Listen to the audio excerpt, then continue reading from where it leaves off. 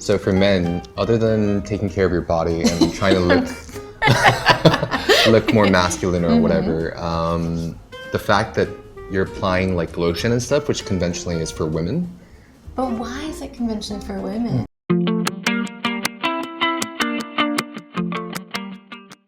Hi! Hello everyone and welcome back to this week's episode. I'm your host Shannon as always, and today I have a very special guest with me. Do you want to introduce yourself? Hello everyone, my name is Jay and I'm currently Shannon's husband. Currently? Maybe in the future, no. And I'll also introduce myself a little bit more. So I'm a Korean, Canadian, African hybrid. I grew up across the African continent. I did my university in Canada, and I sound American because I went to all American schools. So I'm a bit of a American raised, culturally Americanized Korean person. Boy, yes. All right, so as we have our Korean representative today, we are going to be talking a little bit about men's skincare. Which at least in Korea has become increasingly popular along with men's cosmetics in general, including makeup, hair care, things like that. How would you say, like, with your experience living across so many different continents, how would you say Korean men's beauty and skincare differs from that of other Western cultures? I think I can speak for a lot of the guys around me at least. We don't know anything about skincare, period. Meaning, the most we've ever done is maybe some sunscreen, maybe some cleanser.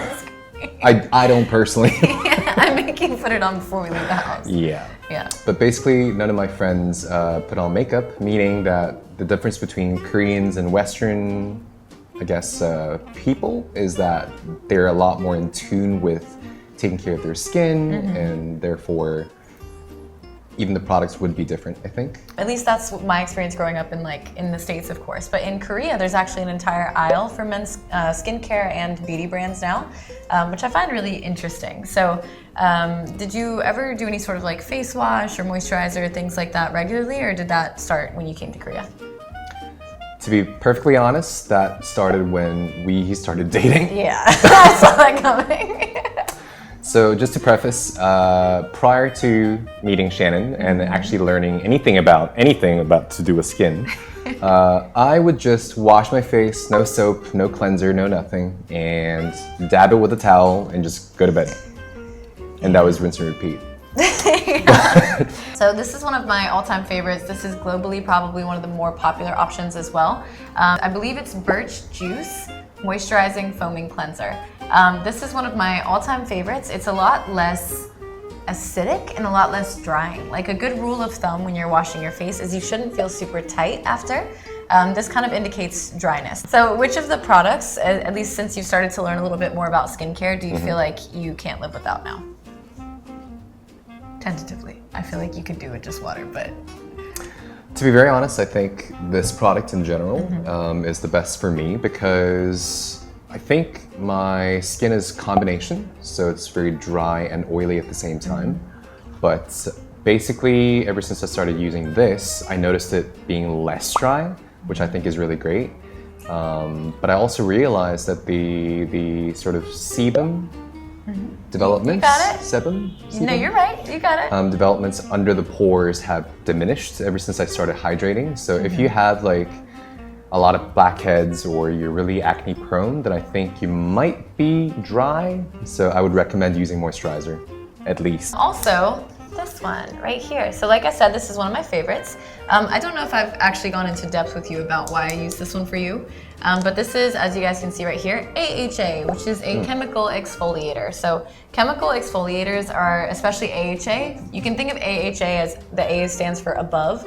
This is gonna cleanse the surface of the skin by breaking down dead skin cells. So I'm gonna ask you a couple questions now about men's skin kind of issues in general that I actually don't know a lot about, so I'll need your help with that. Okay. When it comes to shaving, how do you get breakouts, do you get redness, and how do you deal with that?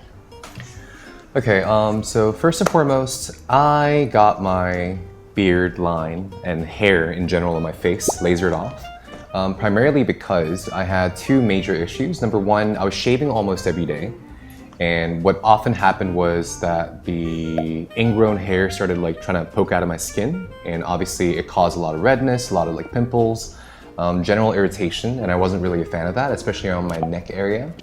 So I did myself a huge favor and I got a laser appointment. But generally, because of all the constant shaving and like the razor bumps and stuff, like you do get a lot of irritation, and irritation will lead to, you know, your skin layers like sort of breaking down.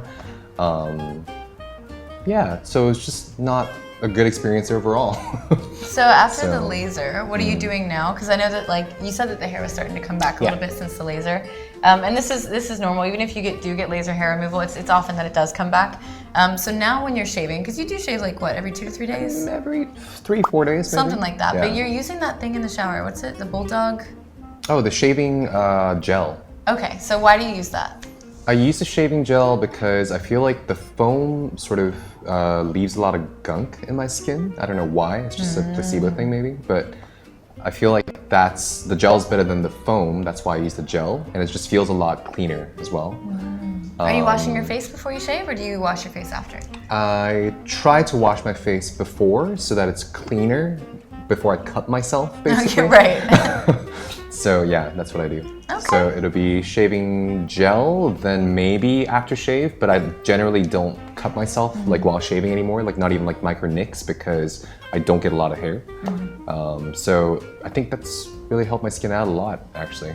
Okay, so we're gonna keep it moving. We're running down on time here, so I'm gonna introduce this last product here, and then we're going to, while I do your skincare, I actually have a couple more questions for you. Another one of my favorites. I've actually been using this one pretty regularly now.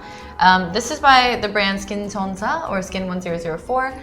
You guys might know this is like the Centella brand. That's kind of the most popularized item, but this one I think is a lot lighter. I love the Centella ampule. It's great. It's like gold in a bottle, but this one is a little bit more hydrating and soothing, I would say, which is actually why I use it for Jay. So Centella and Cica in general are very good for inflammation, redness, irritation, but it does carry very well with hyaluronic acid based products. So I'm just gonna put a little bit of this on my hands, and then I'm gonna put it on Jay's face. And I have a question. Why do you think that men's skincare has not been as popular in the past as it is for women? To be honest, I think it's because of marketing. And also like sort of the stigma around men taking care of themselves at the very least, like superficially. So for men, other than taking care of your body and trying to look more masculine or whatever, the fact that you're applying like lotion and stuff, which conventionally is for women, But why is it convention for women? they consider it that because you're sort of dolling yourself up, if you will, right? Yes. So there's a lot of stigma around that, like, oh, what are you trying to do by, you know, trying to look more pretty, or why are you taking care of yourself like that? So I think they can consider that as like an emasculating thing, and they want to be, you know, macho alpha, you know? Do you think that So- more people are gonna, or more men, I should say, are gonna start to gravitate towards skincare? I think it already is. I was actually reading somewhere that the men's skincare economy is booming. So they're expecting a CAGR growth of 5.7% by 2030, meaning that the men's skincare line is growing, the industry is growing. And I think that, especially in Korea, like there's been an uptick of like 230% when it comes to men's overall skincare lines in general. So yeah, like more men are taking care of their skin. So does that mean that I can trust you to start using more products without No. my help? Okay.